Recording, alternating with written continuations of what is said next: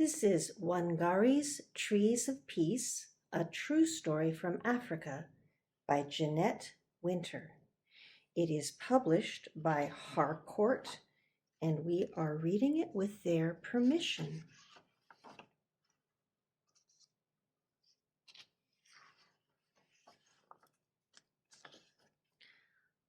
Wangari lives under an umbrella of green trees in the shadow of Mount Kenya in Africa. She watches the birds in the forest where she and her mother go to gather firewood for cooking. And she helps harvest the sweet potatoes, sugarcane, and maize from the rich soil.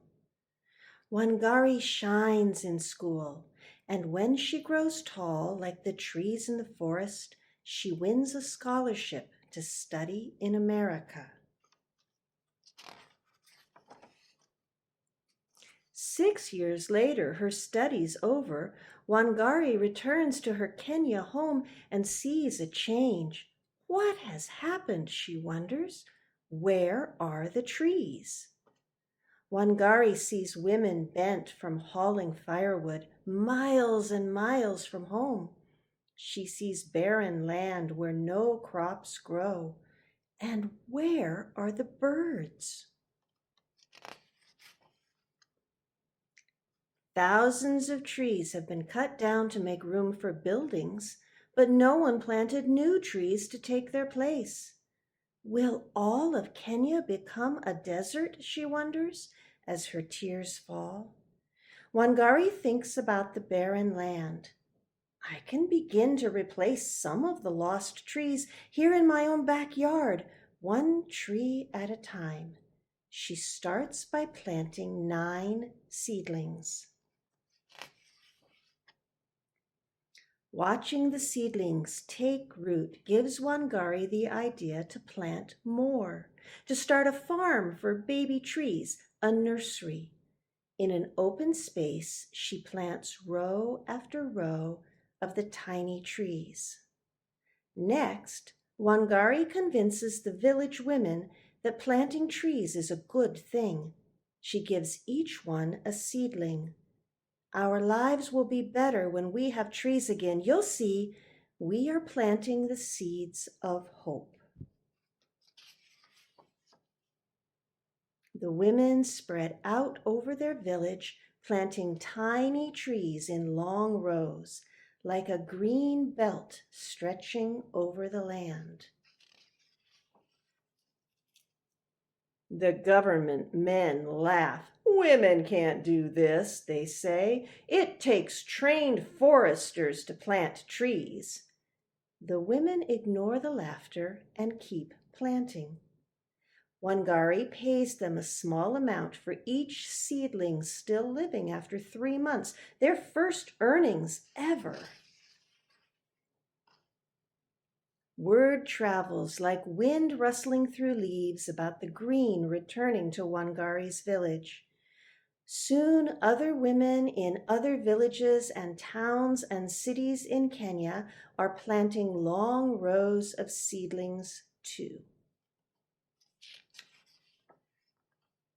But the cutting continues. Wangari stands tall as an oak to protect the old trees still remaining. We need a park more than we need an office tower. The government men disagree. Wangari blocks their way, so they hit her with clubs.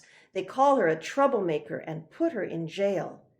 And still she stands tall. Right is right, even if you are alone. But Wangari is not alone. Talk of the trees spreads over all of Africa like ripples in Lake Victoria.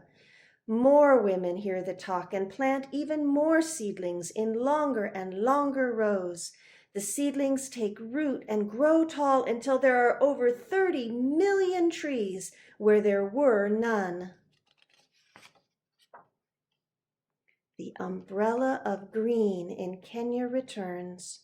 Women walk tall, their backs straight, for now they can gather firewood closer to home. The land is no longer barren. Sweet potatoes, sugar cane, and maize grow again in the rich red earth. The whole world hears of Wangari's trees and of her army of women who planted them.